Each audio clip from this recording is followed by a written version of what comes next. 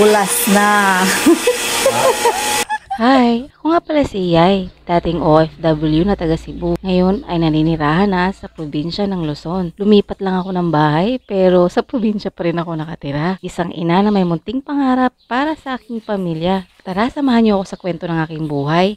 Magandang araw, mga ka-blessings! At sa nakikita po ninyo, bisi-bisihan na po kami. Ito kasi mga ganap namin ng bisperas ng Pasko. At habang nagluluto nga kami, naisipan namin may bibilin pa po pala kami. Kaya yan, nagla-last minute shopping muna ang ina nyo. Bali, sumaglit lang po muna kami sa palengke. Pagkatapos niyan, bumalik na po kami sa batel.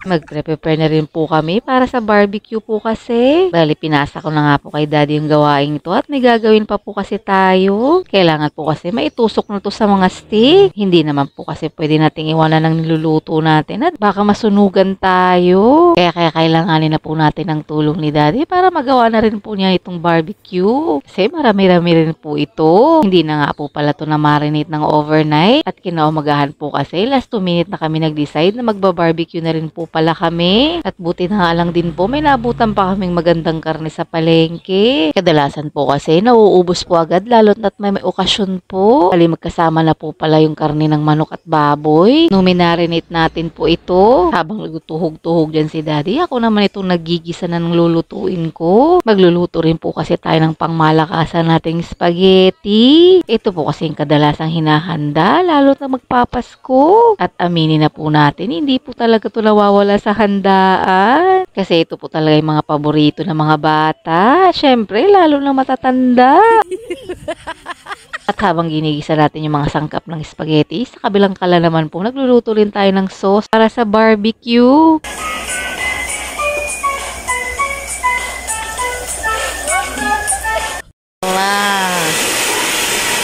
Pulas na.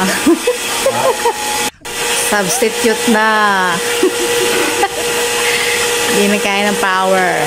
Sa wakas, nakatapos na rin po tayo sa spaghetti. Kaya tara, silipin na rin po natin si daddy habang nagluluto ng barbecue. Pagpasensyahan nyo po muna at patatakimin ko po muna kayo sa mga niluluto namin. Alam ko rin naman pong busy rin po kayo sa pagluluto at paghahanda ng Pasko. Kaya kahit paano, hindi rin po kayo matataka.